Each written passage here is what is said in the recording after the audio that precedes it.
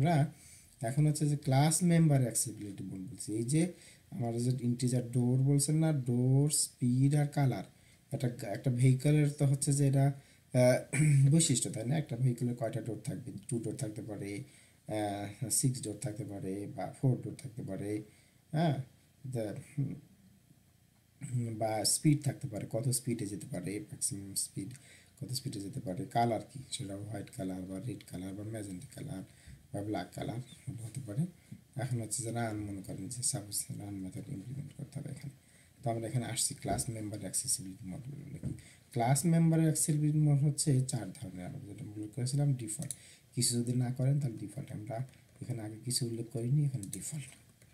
Default হলে কী হবে, এই মেম্বারগুলো ডিফল্ট কোনো যদি ক্লাসের যদি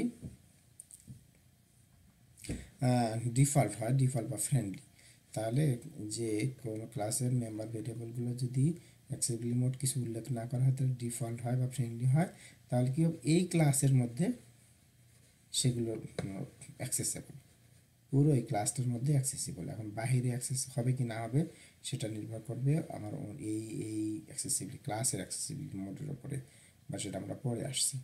এদেরকে ক্লাসের এইগুলোকে, আর যদি প্রাইভেট হয় তাহলে মাত্র শুধুমাত্র এই ক্লাসের জন্য, এখানে কোনোভাবেই বাইরে, এই ক্লাসের বাইরে অন্য কোনো ক্লাসে অ্যাক্সেস করা যাবে না, ইভেন ইনহেরিটেন্স পদ্ধতিও অ্যাক্সেস করা যাবে না। আর পাবলিক যদি হয় তাহলে কোনো একটা এইগুলো যদি পাবলিক হয় তাহলে যে কেউ এই ক্লাসের বাইরে থেকে অন্য ক্লাস থেকে এগুলোকে অ্যাক্সেস করা যাবে।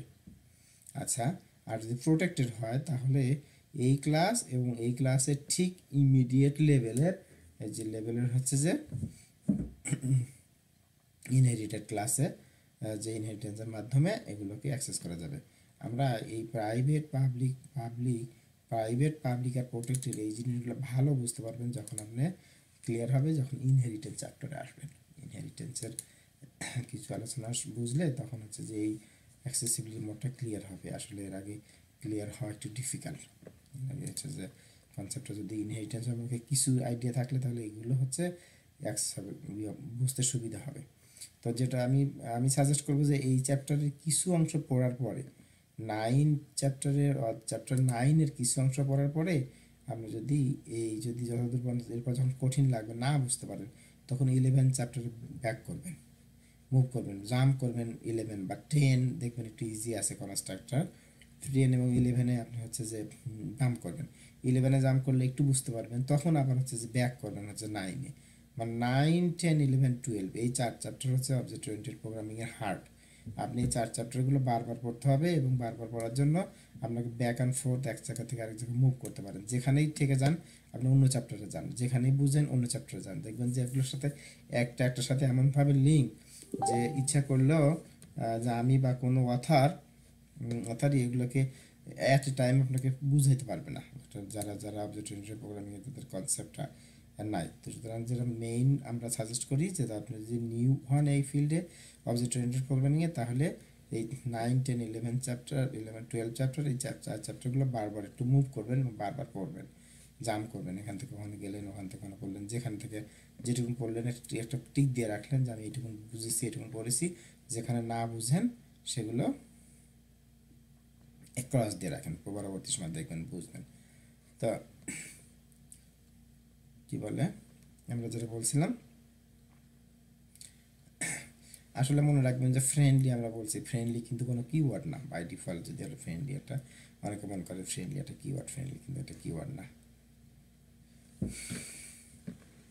তো প্রাইভেট মেম্বার হিসেবে ঘোষিত ক্লাস মেম্বার সমূহকে কেবলমাত্র ওই ক্লাসের মেথড সহযোগে অ্যাক্সেস করতে হয়। অপরদিকে ক্লাসের ডিফল্ট বা পাবলিক ও প্রোটেক্টেড মেম্বারগুলোকে ইনহেরিটেন্স বা ইন্টারস্পেস প্রক্রিয়া অন্য কোনো ক্লাস বা প্যাকেজ থেকে সরাসরি অ্যাক্সেস করা যায়।